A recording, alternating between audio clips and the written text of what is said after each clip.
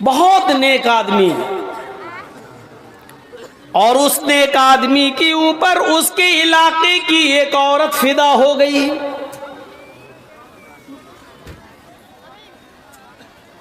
औरत जब किसी पर फिदा हो जाए या लड़की जब किसी पर फिदा हो जाए तो समझ लो कि बिजली का करंट से चिपक कर तो कोई आदमी छूट सकता है, लेकिन औरत जब किसी पर, लड़की किसी पर फिदा हो जाए तो इस चुंबक से निकलना और छूट पाना बहुत मुश्किल है।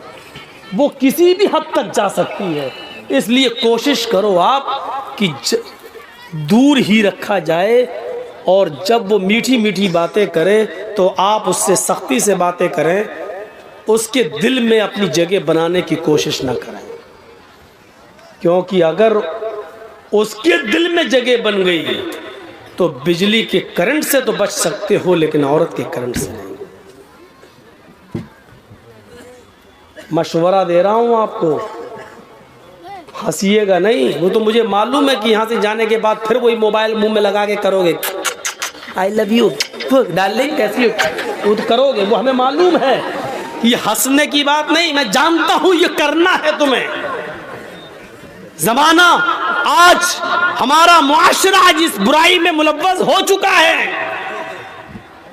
और हम समझ रहे हैं कि हम लड़की को चूम रहे हैं। अबे उल्लू के पट्टे, लड़की को नहीं, तू 50 ग्राम के डब्बे को चूम रहा है, प्लास्टिक को चूम रहा है, तू लड़की को नहीं चूम रहा है। ये तेरे दिमाग में शैतान ने जो खोपड़ी में भर दिया लड़की, अब वो भी कर रही है, वो भी कर रही है उधर से, लेकिन वो भी पागल है। और प्यार नाम है, जुनून नाम है, इसी का नाम तो जुनून है, पागलपन है। डब्बे को चूमने वाला भी समझ रहा है मैं लड़की को चूम रहा हूं, तो तुम्हें करना है। ये उस्मान गनी बहुत बड़ा आबिद, नेक, परहेजगार, बुजुर्ग। बुजुर्ग का मतलब ये नहीं बुढ़ा, बुजुर्ग का मतलब इल्म में, अमल में बुजुर्ग, नेक आदमी, और उसके इलाके की एक औरत इसके ऊपर फिदा हो गई। उस औरत ने अपनी लौंडी के जरिए उस आदमी को बुलवाया, इबादत गुजार को बुलवाया, और कहा कि तुम्हें मेरी मालिकन, हमारी जो मालिका है वो तुम्हें बुला रही है, एक मामले में तुम्हारी गवाही चाहिए। जिस मामले की मैं गवाही चाहती उसमें तुम गवाह थे, तुम वहां मौजूद थे, कोई मामला रहा होगा, उसकी गवाही चाहिए। ये बेचारा नेक आदमी था, इसने सोचा अगर मेरी गवाही से अगर किसी की जान बच जाए या मेरी गवाही से कोई मामला हल हो जाए तो इसमें बुराई क्या है, जबकि मैं अगर गवाह रहा हूँगा तो सच्ची गवाही दूंगा। ये सोच कर ये चल दिया, ये सोच कर चल दिया।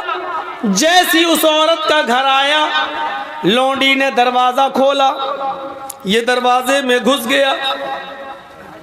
इस लौंडी ने कहा मैं बाहर जा रही हूं। इसके बाद एक दरवाजा और आएगा, उस दरवाजे को भी खोल देना, अंदर से वो दरवाजा खुला है। फिर उसके बाद एक और दरवाजा आएगा, उस दरवाजे को भी खोल देना। 3 दरवाजों को खोलने के बाद चौथे दरवाजे को खोलोगे तो उस कमरे में हमारी मालिकन तुम्हें मिलेगी। ये साहब धड़ल्ले से चले जा रहे हैं। अल्लाह मेरी गवाही से अगर कोई मामला बन जाए तो इससे अच्छी नेकी क्या हो सकती है। पहला दरवाजा एंट्री की, दूसरे दरवाजे में एंट्री की, तीसरे कमरे में एंट्री की, और चौथे कमरे में हुस्नो जमाल की मलिका बैठी हुई है, निहायत खूबसूरत औरत बैठी हुई है। क्या बात। ये हजरत वहां पहुंचते हैं, क्या देखते हैं कि उस औरत के पास एक खूबसूरत बच्चा भी है। खूबसूरत एक बच्चा, छोटा सा बच्चा है, और एक तरफ प्याला रखा हुआ है और उस प्याले के अंदर शराब रखी हुई है।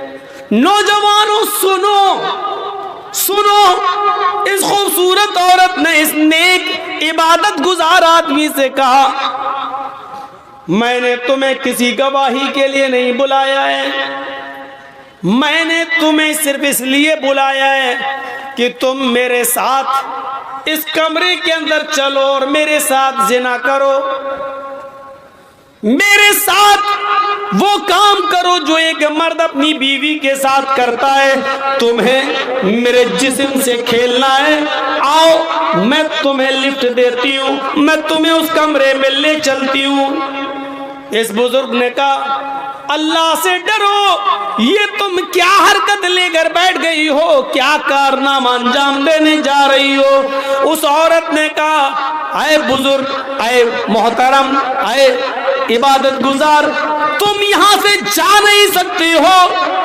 अब तुम्हारे निकलने का कोई रास्ता नहीं है। मैं चीखूंगी, चिल्लाऊंगी, तुम्हारी इबादत का भंडा फूट जाएगा, लोग ये समझेंगे कि दुनिया वालों की नजर में बड़ा इबादत गुजार बनता था, और हाल ये कि अकेले 3 कमरे क्रॉस करके 4थे कमरे तक भी पहुंच गया है। तुम्हारी इज्जत दांव पे लगी हुई है। इंसान की एक बार इज्जत चली जाए तो वो मरना पसंद कर लेता है, जलील होकर रहना पसंद नहीं करता। सुनो, या तो मेरे साथ जिना करो, और अगर जिना नहीं कर सकते हो तो दूसरा काम ये कि ये छोटा बच्चा है, ये चाकू मैं तुम्हें देती हूं, इस छुरी से इस बच्चे को कत्ल कर दो। इस बच्चे ने मेरा क्या बिगाड़ा? का ये भी नहीं कर सकते तो फिर ये शराब का प्याला रखा हुआ है, ये शराब का प्याला तुम्हें पीना पड़ेगा, ये शराब का जाम तुम्हें पीना पड़ेगा। नौजवानों अब सुनो, आए शराब के रसिया और दिलदादा लोगों, अब सुनो, शराब को अपने होठों पर लगाने वाले जवानों, अब सुनो। उस आदमी ने सोचा अय अल्लाह, बचने का कोई रास्ता नहीं है, जिना बड़ा गुनाह है, ये करने के लिए मेरा दिल लामादा नहीं है। जिना से बड़ा गुनाह कत्ल है, कत्ल भी मैं इस बच्चे का कर नहीं सकता। अय अल्लाह, शराब भी हराम है, लेकिन मजबूरी है मेरी, इसलिए कत्ल से और जिना से बचने के लिए मैं शराब पी लेता हूँ, क्योंकि बचने का कोई रास्ता नहीं है। और इस औरत ने 3 कामों में से काम करने को कहा है, या तो जिना करो मेरे साथ, या इस बच्चे को कत्ल करो, या शराब पियो। आय अल्लाह, मेरी नजर में सबसे हल्की चीज ये है, कत्ल से भी हल्की और जिना से भी हल्की चीज ये है कि मैं शराब पी लूं। पहले भी तो जब शराब हराम नहीं हुई थी तो लोग पी लेते थे, चलो आज मैं शराब ही पी लेता हूं। उसने अल्लाह तू जानता है ये मैं मजबूरी में पी रहा हूं, उसने ये कहा, और शराब का प्याला उठाया और उसने नोश कर लिया। जैसी उसने शराब पी, उस शराब के अंदर एक और नशे की अशिया मिली हुई थी, उसने शराब पी, शराब पीते ही गुनूद की तारी हो गई, जुनून उसकी ऊपर तारी हो गया। उस शराब के नशे ने इसकी अकल जायल कर दी। उस औरत ने इसको छुरी दी और कहा अब तुम्हें चिंता किस चीज की है, इस बच्चे को भी कत्ल कर दो। अकल काम नहीं कर रही है, शराब पी चुका है। शराबी आदमी तो अपनी माँ अपनी बहन के सामने गंदी गंदी गालियां देता है, जब शराब पीकर घर में घुसता है तो बीवी को बीवी नहीं, माँ को माँ नहीं, बहन को बहन नहीं, बेटी को बेटी नहीं समझता। अभी इस बच्चे को बच्चा नहीं समझता है, छुरी उठाता है और उसने उस छुरी से उस बच्चे को भी काट दिया, उस बच्चे की गर्दन भी अलग कर दी, उसका भी कत्ल कर दिया। शराब के नशे में चूर था, उस औरत ने परफ्यूम लगा रखी थी, इस औरत ने फौरन इस आदमी को अपनी तरफ खींचा और अपने कपड़े उतार कर शराबी के भी कपड़े उतार दिए, और शराब के नशे में इस आदमी ने उस औरत के साथ जिना भी कर लिया। मेरे प्यारे साथियों, इसके बाद क्या हुआ वो मेरी मौजू का हिस्सा नहीं है, बस ये बताना मेरा जरूरी था कि उसने शराब को हल्के में ले लिया और शराब पी ली, लेकिन अभी तक वो एक गुनाह नहीं करना चाहता था, लेकिन शराब के नशे में जब आया तो वो जिना भी कर लिया, शराब के नशे में जब आया तो उसने कत्ल भी कर दिया, शराब का और शराब भी पी ली, यानी एक गुनाह उससे करवाया जा रहा था लेकिन वो नहीं किया। लेकिन जब शराब पी लिया तो वो तीनों की तीनों गुनाह कर बैठा। मेरे भाइयों, अब आओ जनाबे मोहम्मदुर रसूलुल्लाह के उस फरमान पर जो आपने कभी फरमाया था, उम्मुल खबाइस, ये शराब तो तमाम गंदगियों की जड़ है, तमाम बुरी चीजों की जड़ है। इस आदमी को शराब ने कातिल भी बना दिया, शराब ने इसको जिनाकार भी बना दिया और शराब पी लिया था। मेरे प्यारे साथियों, ये शराब ऐसी चीज है जो अकल को खत्म कर देती है, बुजुर्गों का अदब व एहतराम निकाल देती है, मजहब को गाली देने पर मजबूर कर देती है। शराब वो नशा है जो इंसान को अल्लाह की प्यारी किताब कुरान को भी जमीन पर पटकने पर मजबूर कर देती है, इसलिए कि शराब जब अकल को खत्म कर देती है तो फिर इंसान ये नहीं देखता कि ये अल्लाह का कलाम है, ये कुरान है या क्या है। वो नमाजियों को भी गाली देता है, वो माँ को भी गाली देता है, वो बहन को भी गाली देता है, वो बेटी को भी गाली देता है। इसी किस्म का एक वाकया एक सहाबी के साथ पेश आया। हुर्मत शराब से पहले उन्होंने भी शराब पी रखी थी। जब शराब का नशा चढ़ा तो वो शराब के नशे में अपनी बीवी और बेटी में फर्क नहीं कर सके और अपनी बेटी को बीवी समझकर पकड़ लिया। फिर वो अंदर कमरे में ले जाने लगे। बेटी चीखी, अम्मी मुझे बचाओ। माँ ने बेटी की चीखती हुई आवाज सुनी, दौड़ती हुई आई। क्या देखती है कि मेरा हस्बैंड, मेरा शौहर मेरी बेटी को खींच कर कमरे में ले जा रहा है। वो गुस्से में आती है, अपनी बेटी का हाथ अपने शौहर के हाथ से छुड़ाती है, शौहर को धक्का देती है, कमरे में बंद कर देती है और अपनी बेटी को अपने शौहर के नाजायज हमले से बचाती है। काफी देर के बाद जब नशा उतरा तो सहाबी ने अपनी बीवी को खूब मारा। जब मार मार के थक गया तो बीवी बोली, अगर मार मार कर थक गए और अगर थके ना हो और कुछ और हसरत बाकी रह गई हो तो मैं एक दो लकड़ी और ले आती हूँ, लीजिए और पीट पीट कर मुझे मार डालो। कहने लगा, शौहर मेरी बीवी, तुम जानती हो कि मैं तुमसे कितना प्यार करता हूँ, लेकिन इसके बावजूद तुमने मुझे कमरे में बंद कर दिया। बीवी रोती हुई कहती है, प्यार की नौटंकी आज मत करो, तुमने आज शराब पी रखी थी। शौहर कहता, बीवी शराब तो मैं रोजाना पीता हूँ। कहा, हाँ जानती हूँ, लेकिन एक लिमिट में, एक दायरे में पीते थे, लेकिन आज तुमने कुछ ज्यादा पी रखी थी। अरे कभी कम कभी ज्यादा, ये तो हो ही जाता है, आज ज्यादा पी ली तो किया।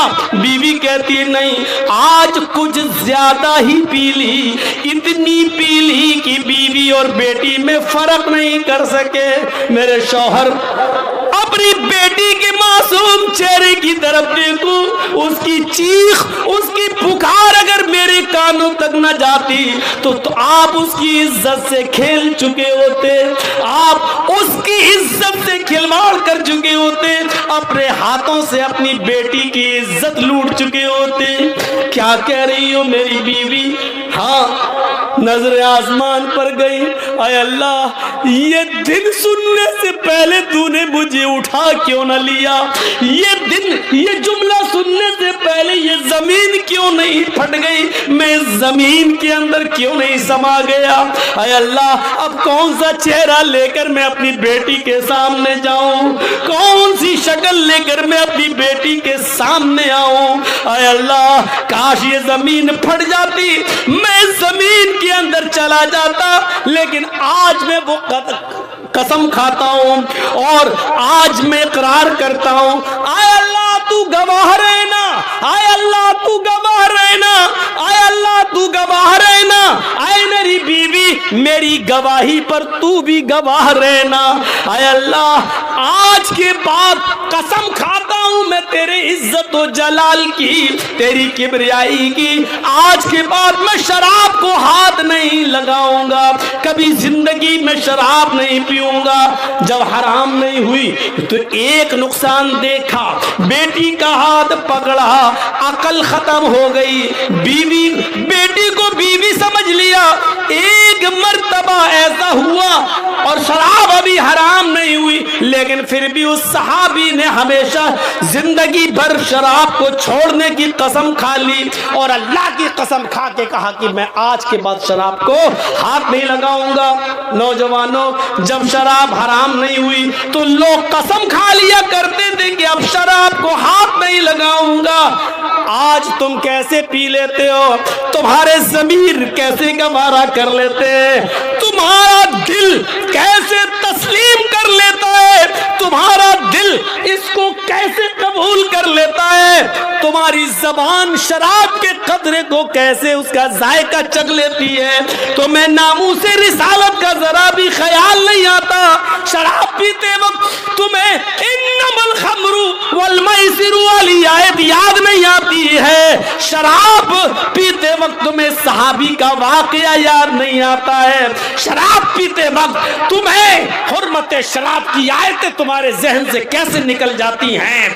नबी अकरम का फरमान, आपकी इज्जत और आबरू का लिहाज कैसे तुम्हारे दिलो दिमाग से निकल जाता है, समझ में नहीं आता। अपने आप को मुसलमान कहने वाले नौजवानों, कैसे शराब का कटोरा, प्याला, बोतल तुम्हारे हाथों में आ जाती है और तुम उसको पी जाते हो, जबकि ये शैतान की गलाजत है, अपनी और दूसरों की गंदगी से बढ़कर गंदगी है, उसकी से ज्यादा गंदी है और नापाक है, और फिर तुम इसको पी लेते हो। कैसे तुम्हारे होंठ इसको अपने होंठों से चिपका लेते हैं और इसका जायका चख लेते हैं। तुम्हारी इज्जत व आबरू कैसे इस बात को गवारा कर लेती है। पूरी तकरीर शराब, कहीं नहीं हटे हैं आज। शराबी को चढ़ा दो फिर देखो। एक बार नाच गाना हो रहा था, बुखारी के अंदर ये वाकया मौजूद है। हजरत हमजा शराब के नशे में बैठे और गाने वाली का गाना सुन रहे हैं। हराम नहीं हुई थी ना। हाँ, कैसे नाच रही है, गा रही है। कमर मटकाने वाले उस वक्त भी थे, आज भी हैं। और वो हजरत हमजा के पास आ गई, क्योंकि बड़े बहादुर थे ना। आकर कहती है, हजरत अली की ऊँटनी वहीं घूम रही थी, बड़ी खूबसूरत ऊँटनी थी हजरत अली की। अब वो चाहती थी कि इस ऊँटनी की कलेजी हमें मिल जाए, तो हजरत हमजा को उकसा देती है, अला या हमजा लिशुर्फिन नबा। आए हमजा, तू तो मोटी ऊँटनियों के लिए पैदा हुआ है, तेरे लिए इस ऊँटनी का पेट फाड़ कर उसकी कलेजी निकाल कर मुझे देने में क्या लगता है तुझे। शराब के नशे में धुत थे, अकल जा चुकी थी। हाँ अच्छा, बड़ी खुश है, चलो इसको ऊँटनी की कलेजी चाहिए, दे देता हूँ। बढ़े खंजर लिया, हजरत अली की ऊँटनी को मारा, कलेजा निकाला, लेके आए, ले जा। इधर हजरत अली को पता चला मेरी ऊँटनी का पेट फाड़ दिया, मर गई। कहा चाहिए ये क्या किया आपने मेरी ऊँटनी के साथ। शराब के नशे में थे, उल्टा सीधा बोलने लगे। हजरत अली भागते हुए अल्लाह के नबी के पास आए, अल्लाह के रसूल, हजरत अली ने तो, हजरत हमजा ने तो मेरी ऊँटनी का पेट फाड़ दिया, देखो शराब के नशे में क्या क्या बोल रहे हैं। अल्लाह के रसूल उनके साथ गए। चलो, जैसे चले फरमाया, चचा ये क्या किया, इतनी पीली,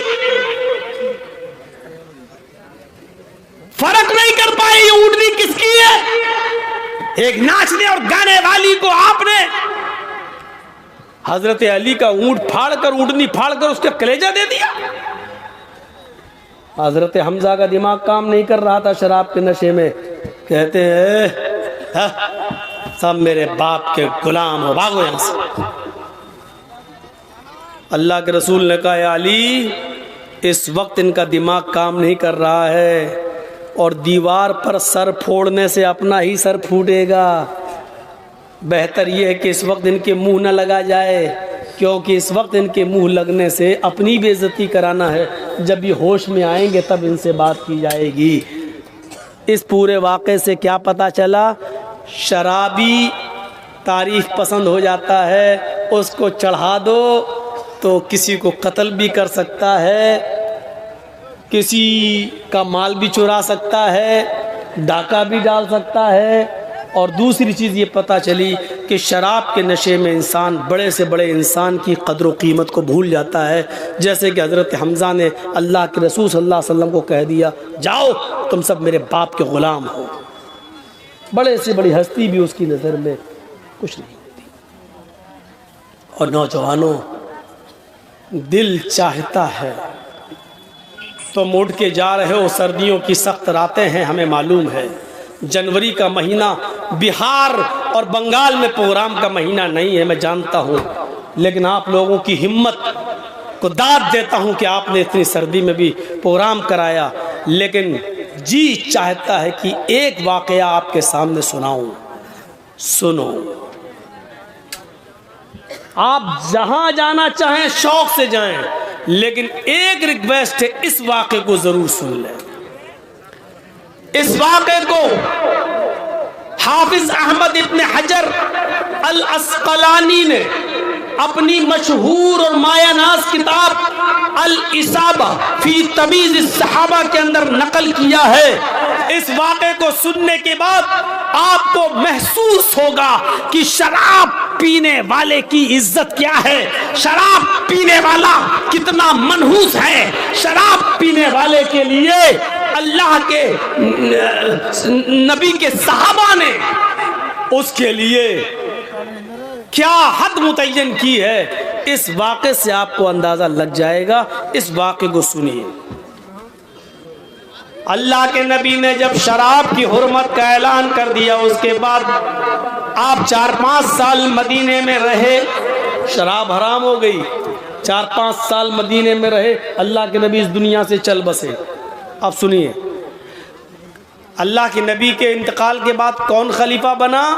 अबू बकर सिद्दीक। हज़रत अबू बकर सिद्दीक भी 2 साल खलीफा रहे और उनका भी इंतकाल हो गया।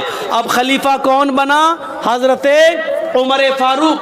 हज़रत उमर फारूक भी अपनी ज़िंदगी के 4 साल गुजार चुके, 10 साल खलीफा रहे, 4-5 साल का ज़माना इनका भी गुजर गया। अब समझ लो, जो लोग अल्लाह के नबी के ज़माने में जिंदा थे, हज़रत उमर फारूक के ज़माने तक वो कितने बूढ़े हो चुके होंगे। इसमें एक बूढ़ा सहाबी और उसका नाम है कुदामा इब्न मज़ून। यहीं बैठ के इतनी जुरत, सुनिए, एक बूढ़ा सहाबी। नौजवानों, तुम्हारी इबरत के लिए ये वाकया, एक बूढ़ा सहाबी, उम्र कोई 75-80 साल के करीब,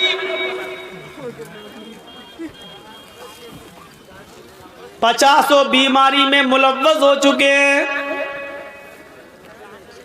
अपने बेटों से कहते हैं कि मुझे उठाओ। उनका बेटा सहारा देता, तब वो मस्जिद में नमाज पढ़ने आते। उनका बेटा जब उनको लाठी पकड़ के लाता, तब वो बेचारे घर के अंदर आते। कुदामा इब्न मज़ऊन को 50 बीमारियों ने घेर रखा है, लेकिन अज़ान के वक्त मस्जिद में जाते, नमाज पढ़ के मस्जिद से निकलते, अपने घर आ जाते। एक रात उनकी तबीयत में काफी बिगड़ गई, उनकी तबीयत। ये क्या हुआ है? इन्ना लिल्लाहि। माइक ठीक है, आप लोग सुनते रहिए, उठिएगा नहीं, बस अपने अपने मोबाइल जला लीजिए थोड़ा सा। ये वाकया बड़ा ज़बरदस्त है, इसलिए मैं आपको सुना रहा था। हजरत कुदामा इब्ने मज़ून रात की तारीकी के अंदर, रात के अंधेरे के अंदर इनको काफी दर्द बढ़ गया। इनकी पिसलियों में दर्द होने लगा, हड्डियों में दर्द होने लगा। ये बूढ़े साहबी दर्द से कराहने लगे और इनको नींद नहीं आ रही थी। आप तवज्जो दें तो हम सुनाएं। इनको नींद नहीं आ रही थी। पहले से 20-50 बीमारी में मुब्तला थे, लेकिन आज दर्द की वजह से ये बिस्तर पर करवटें बदल रहे हैं। घर के किसी फर्द ने कहा आपको नींद नहीं आ रही है और तकलीफ बहुत ज्यादा है, शराब की एक छोटी सी बोतल रखी हुई है, ऐसा करिए कि 2-4 घूंट पी लीजिए, थोड़ी सी शराब मैं तुम्हें पिला देता हूं। जब शराब पी लोगे तो गुनूदगी आ जाएगी और दर्द का एहसास निकल जाएगा और आराम से तुम्हें नींद आ जाएगी। सुबह होकर किसी तबीब के पास, किसी हकीम के पास आपको ले चलूंगा। होता है घर में बहुत तेज दर्द हो रहा, बर्दाश्त नहीं हो रहा है, तो नींद की गोली लियो, खा ली। और सुनिए, नींद की गोली खाने का भी वही हुक्म है जो शराब का है। एक बात याद रखिएगा, आपको नींद नहीं आ रही, दर्द हो रहा, आपने उठाई नींद की गोली खा ली, जायज नहीं है। हाँ, अगर आपको कोई doctor MBBS, MS doctor, MD doctor, आप उसको दिखा रहे हैं, उसको अपनी बीमारी बता रहे हैं, वो आपको दवा लिखता है, उसको मालूम है कि इसको कितने पॉइंट और कितने पावर की दवा दी जानी चाहिए। जब वो लिखेगा और उसकी लिखी हुई दवा अगर आप इस्तेमाल करते हैं तो आप पर कोई गुनाह नहीं है। लेकिन अपनी मर्जी से आपने ले ली तो पता नहीं उस पावर ज्यादा लिया या पावर कम लिया।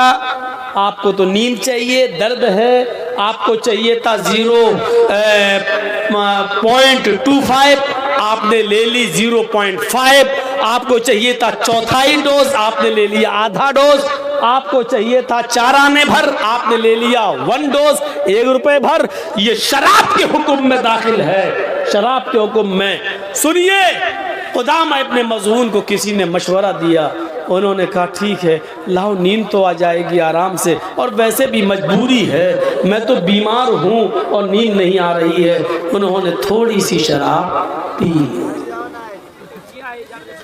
नौजवानों, उन्होंने थोड़ी सी शराब पी ली और फिर उनको नींद आ गई, वो सो गए। फजर की नमाज के बाद हजरत अबू हुरैरा रज़ी अल्लाह ताला अन्हु और दूसरे सहाबा के जरिए उमर फारूक रज़ी अल्लाह ताला अन्हु को ये इत्तला मिलती है, क्या है अमीरुल मोमिनीन, आज की रात कुदामा इब्ने मज़ऊन जो 50 बीमारी में मुब्तला हैं, आप उनकी आयादत के लिए उनके घर भी जा चुके हैं, लेकिन कल रात में उनको इतना दर्द हुआ कि उनको थोड़ी सी शराब पीना पड़ी ताकि उनको सुकून मिल जाए। हजरत उमर ने कहा, क्या इस बात की तुम गवाही देती हो कि कल की रात में कुदामा इब्ने मज़ऊन ने थोड़ी सी शराब पी ली थी? कहा गवाहों ने गवाही दे दी कि कुदामा इब्ने मज़ऊन ने थोड़ी सी शराब पी। हुक्म नाफिज होता है हजरत उमर फारूक का कि कुदामा इब्ने मज़ऊन को दरबार खिलाफत में लाया जाए। उनके बेटे कुदामा इब्ने मज़ऊन को अपने कांधों पर सहारा देते हैं और उनको पकड़ के लाते हैं, हजरत उमर फारूक के पास उनको खड़ा कर देते हैं। हजरत उमर फारूक अब डायरेक्ट सवाल करते हैं, शेख मोहतरम, मेरे बुजुर्ग मोहतरम, मेरे पास ही ऐसी ऐसी खबर आई है कि कल की रात तुमने थोड़ी सी शराब पी रखी थी। हजरत कुदामा इब्न मज़ऊन मुस्कुराकर जवाब देते हैं, हाँ आए अमीरुल मोमिनीन, आपको तो मालूम ही है कि मुझे कितनी बीमारियां हैं और आपको ये भी मालूम है कि मैं अक्सर बीमार रहता हूँ इस उम्र में। आप तो मेरी आयादत के लिए मेरे घर में भी आ चुके हैं और मेरी शिफा और सेहत के लिए दुआ भी कर चुके हैं। कल की रात मुझे बहुत सख्त दर्द हुआ, हकीम के पास जाना ये मेरे बस में नहीं था। रात को उठना, अंधेरे में जाना और ठोकर खा के कहीं गिर जाना ये मेरे बस में नहीं था। इसलिए मैंने बहालत मजबूरी, हद दर्जा मजबूरी, मैंने थोड़ी सी शराब के सिर्फ 3 या 4 घूंट मैंने पी लिए ताकि मुझे सुकून से नींद आ जाए, मैं आराम से सो जाऊं।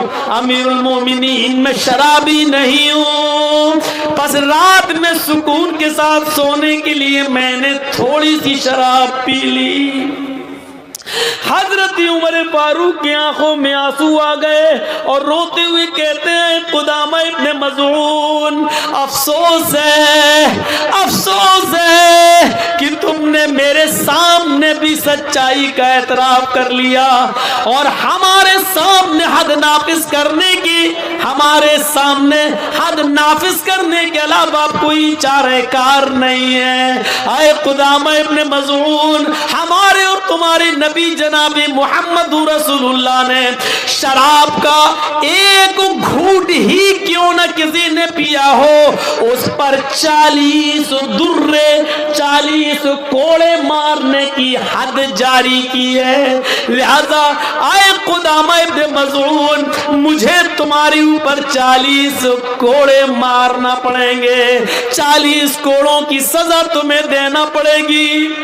कुदामा इब्न मज़ऊन कहते हैं, अमीरुल मोमिनीन, क्या आपको मेरी मजबूरी नहीं दिखाई दे रही है? मैंने शौक से ये शराब नहीं पी है, मैं 50 बीमारी में मुब्तला हूँ और मैं आपको कह रहा हूँ कल इतनी तेज मेरे दर्द हुआ जब बर्दाश्त से बाहर हो गए बूढ़े आदमी के लिए, तो मुझे मशवरा दिया तो थोड़ी सी शराब मैंने पी ली ताकि सुकून से नींद आ जाए। हजरत उमर फारूक कहते हैं, आए कुदामा, तुम ठीक कह रहे हो, लेकिन मेरे सामने ऐसी कोई हदीस नहीं है, ऐसा कोई वाकया नहीं है। अल्लाह के नबी सल्लल्लाहु अलैहि वसल्लम के सामने भी लोगों ने अपनी मजबूरियां बयान की थी, लेकिन अल्लाह के रसूल सल्लल्लाहु अलैहि वसल्लम ने उनकी मजबूरियों को मजबूरी नहीं माना। मजबूरी में भी शराब पीने वालों को कोड़े लगाए हैं। हमें कोई ऐसा मंजर नहीं मिलता कि किसी के सामने शराब की मजबूरी बताई गई हो अल्लाह के नबी के सामने और अल्लाह के नबी ने उसकी मजबूरी छोड़कर, सुनकर उसको छोड़ दिया हो और कोड़े न मारे हो। मेरे सामने ऐसा कोई वाकया नहीं है। हजरत अबू हुरैरा को गुस्सा आने लगता है, चंद बड़े बड़े साहबा को गुस्सा आने लगता है, आए अमीरुल मोमिनीन, इतना बूढ़ा आदमी जो अकेले मस्जिद में नमाज पढ़ने नहीं जा सकता है, आपके पास भी आया तो उसने अपने बेटों के कंधों पर हाथ रखकर यहाँ लाया गया, आप ऐसे मजबूर और ऐसे बूढ़े आदमी को कोड़े लगाएंगे? इसकी मजबूरी आपको नहीं दिखाई दे रही है? हजरत उमर कहते हैं, आए अबू हुरैरा, अफसोस है मुझे कि मैं तुम्हारी बात नहीं मान सकता। मशवरा के लिए बैठो, बड़े बड़े सहाबा मशवरा करते हैं। हजरत उमर कहते हैं, लोगों, इतनी सी बात मुझे बता दो, सबके मशवरे सलाखों पर तुम सब ये कह रहे हो कि कुदामा इब्न मज़ऊन को छोड़ दिया जाए, मजबूरी में शराब पी है। मैं तुम्हारी बात मानने के लिए तैयार हूं, लेकिन मुझे एक ऐसा कोई वाकया बता दो अल्लाह के नबी सल्लल्लाहु अलैहि वसल्लम के सामने आया हो और उसने अपनी मजबूरी बताई हो और अल्लाह के रसूल ने उसकी मजबूरी सुनकर उसको छोड़ दिया हो कि इसके ऊपर शराब की हद नाफिज न करना, 40 कोड़े मत मारना। मजबूरी में किसने पी थी, कोई ऐसा वाकया बता दो। ऐसा कोई वाकया नहीं मिला, न किसी सहाबी ने बताया। इसलिए हजरत उमर फारूक को ऐलान करना पड़ा, तुम लोग मुझसे नाराज रहते हो, रहो। आए अबू हुरैरा और आए बड़े बड़े सहाबा, तुमको गुस्सा आ रहा है, आने दो, तुम नाराज हो मुझसे, रहो, लेकिन मैं तो हद नाफिज करूंगा, 40 कोड़े इन पर लगवाऊंगा। फिर मीटिंग होती है। अच्छा ऐसा करो, उस मीटिंग में ये तय होता, सारे सहाबा इजाजत देते हैं, अमीरुल मोमिनीन आपको कोड़े मारना है, मारिए, आप हाकिम में अमीरुल मोमिनीन है, ठीक है, लेकिन मेरी गुजारिश ये है, सारे मशवरे लेने वाले सहाबा ने मशवरा दे रहे हैं, हजरत कुदामा इब्ने मज़ऊन को उतने दिनों के लिए मोहलत दे दो कि ये थोड़े से तंदुरुस्त हो जाएं, ताकत आ जाए इनके अंदर, अपने आप उठने लगें और अपने आप चलने लगें। इतने दिन के लिए इनको छोड़ दो कि ये उठने बैठने लगे, चलने फिरने लगे, इतने दिन के लिए इनको छोड़ दो। जब ये उठने फिरने लगेंगे और तबीयत में थोड़ा सुधार हो जाए, तब इनके ऊपर कोड़े मार लेना। हजरत उमर के आंखों में फिर आंसू आ गए, रोते हुए कहने लगे, आए अबू हुरैरा और आए मेरे अजीम सहाबियों, तुम्हारी बात मैंने सुन ली, लेकिन अफसोस मैं तुम्हारी इस बात को भी नहीं मान सकता। इसलिए अगर मैंने इनको चंद दिनों की मोहलत दे दी, हफ्ते 10 दिन की 20 दिन की अगर इनको मोहलत दे दी कि चलो जब तुम्हारी तबीयत सही हो जाएगी तब हम तुम्हें कोड़े मारेंगे, लेकिन ये बताओ अगर इनकी तबीयत सही होने से पहले मेरा ही इंतकाल हो जाए और मैं इस दुनिया से चल बसूं, तो कयामत के दिन में अपने रब को क्या मुंह दिखाऊंगा? मेरा रब मुझसे पूछेगा कि जब शराब पीने की बात तूने सुन ली थी, फिर तेरी जिम्मेदारी थी अमीरता की हद जारी करता, फिर तूने एक मुजरिम को कैसे छोड़ दिया? मैं अपने रब को क्या मुंह दिखाऊंगा? आए मेरे सहाबियों, मेरे अजीम साथियों, मैं तुम्हारी ये बात भी नहीं मान सकता। अफसोस है अब आज ही मुझे कुदामा इब्ने मज़ऊन के पीठ पर आज ही कोड़े मारना पड़ेंगे। एक कोड़ा मारने वाले को बुलाया जाता है और कहा जाता है कि तुम हजरत कुदामा इब्ने मज़ऊन को 40 कोड़े मारो। कुदामा इब्ने मज़ऊन बेचारे लागर हैं, बूढ़े हैं, कमजोर है, 50 बीमारी में मुब्तला है, इसके बाद भी बावजूद एक बड़े सहाबी है, मजबूरी में थोड़ी सी शराब पी रखी है, लेकिन इस जुर्म में आज उनको 40 कोड़े मारे जा रहे हैं। 40 कोड़े उनको मारे गए, हजरत उमर ने उनको छोड़ा नहीं। हर कोड़े पर उनसे ज्यादा तकलीफ उमर को हो रही है, लेकिन हद जारी इसलिए कर रहे हैं क्योंकि ये कुरान का हुक्म है, ये मोहम्मद रसूलुल्लाह का फरमान है। 40 कोड़े जब उनको मार दिए गए तो उनको गोद में उठाकर कुदामा इब्ने मज़ऊन को उनके बिस्तर पे लाया गया। फिर हदीस की किताबें कहती है, तारीख की किताबें कहती हैं कि मेरे भाइयों, उसके बाद कुदामा इब्ने मज़ऊन 1 साल 2 साल या 3 साल तक जिंदा रहे, लेकिन 40 कोड़े खाने के बाद फिर उनकी जितनी जिंदगी बची, फिर वो पूरी जिंदगी बिस्तर से उठ नहीं सके। उनकी सारी नमाजें बिस्तर पे हुई, उनकी लेटरीन पेशाब और पैखाना बिस्तर पे हुआ, उनकी हड्डियों में इतनी ताकत न रही कि वो उठ सके, और 40 कोड़े खाने के बाद वो इसी बीमारी के अंदर उनका इंतकाल होता है। इस वाक़े के मुख्तलिफ पहलू हो सकते हैं मेरे भाइयों, लेकिन नौजवान नस्ल के लिए इतना काफी है कि सहाबी है, 50 बीमारी में मुब्तला है और बुढ़ापा है और नींद नहीं आ रही है, उनके दर्द है, इतनी शदीद पोजीशन में थोड़ी सी शराब पी ली, लेकिन उमर ने उनको भी कोड़े लगाए, उनको भी माफ़ नहीं किया। मेरे प्यारे साथियों, नौजवानों, इस वाक़े को सुनने के बाद कैसा लग रहा है?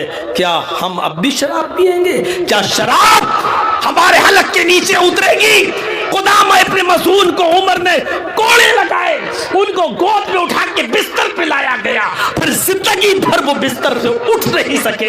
उनकी सारी नमाजें उस बिस्तर पे हुई, पेशाब और पैखाना उनका उसी बिस्तर पे होता था, फिर वो जिंदगी भर उठ नहीं सके। लेकिन हजरत उमर ने हद जारी की, ये शराबी का अंजाम होता है। उन्होंने तो मजबूरी में पी। तुम्हारे सामने कौन सी मजबूरियां हैं? कौन सी मजबूरियां हैं?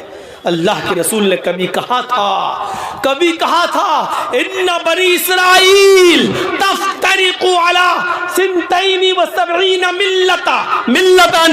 मेरी बनी इसराइल कौम बनी इसराइल 72 फिरकों में बढ़ गई थी। सतफ्तरिकु उम्मती अला सलासी व सबईना मिल्ला। मेरी उम्मत 73 फिरकों में बटेगी। हज़रत अली बिन नाल जैसे दोनों जूते बराबर होते हैं वैसी मेरी उम्मत में और बनी इसराइल में कोई फर्क नहीं होगा। हत्ता इन काना मिनहुम मन आता अला उम्मी अलानियतन लकाना फी उम्मती मन यसनउ ज़ालिक। अगर बनी इसराइल में किसी ने अपनी माँ के साथ, यहूदो नसारा में किसी ने अपनी माँ के साथ ऐलानिया जिना किया होगा, चौराहे पर अपनी माँ के साथ मुंह काला किया होगा, तो मेरी उम्मत पर कयामत उस वक्त तक नहीं आएगी जब तक कि मेरी उम्मत के लोग मुसलमान भी अपनी माँ के साथ चौराहे पर ऐलानिया डंके की चोट पर अपनी माँ के साथ जिना न करें। मेरे भाइयों, अल्लाह के नबी फरमाते उस वक्त तक कयामत नहीं आएगी। कयामत से पहले ये उम्मत देखेगी कि इस उम्मत का नौजवान अपनी माँ के साथ जिना करेगा, अपनी बहन के साथ जिना करेगा, अपनी बेटी के साथ जिना करेगा। और सुन लो आए नौजवानों, अगर किसी ने अपनी माँ के साथ जिना किया, अपनी बहन के साथ जिना किया, अपनी बेटी के साथ जिना किया, तो यहाँ तक पहुँचाने वाली अगर कोई चीज़ होगी तो यही शराब होगी, यही शराब। क्योंकि इससे ज़्यादा अकल पर डाका डालने वाली कोई चीज़ नहीं होती।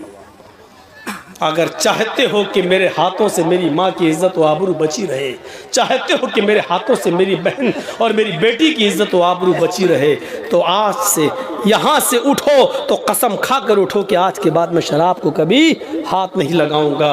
मुस्तकिल और मुकम्मल शराब के ऊपर ये मेरा पहला मौजू है। अपनी 20 साला जिंदगी के अंदर, 20 साला तकरीरी दौर के अंदर मुस्तकिल मुकम्मल पूरी तकरीर शराब के ऊपर अगर मैंने की तो आज की है। मेरे भाइयों, इसको आप नोट करिए, मुकम्मल शराब के ऊपर।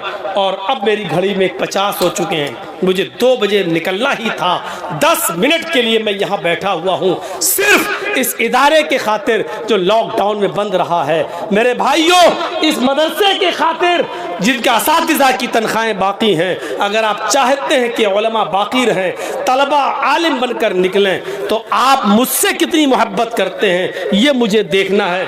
आप लोग अपने अपने कैमरे हटा लो, नहीं तो लोग पैसे लेके आएंगे तो आप फिर कहोगे कि कैमरा टूट गया। मेरे हाथ में आप कितना देते हैं, मुझे आपकी मोहब्बत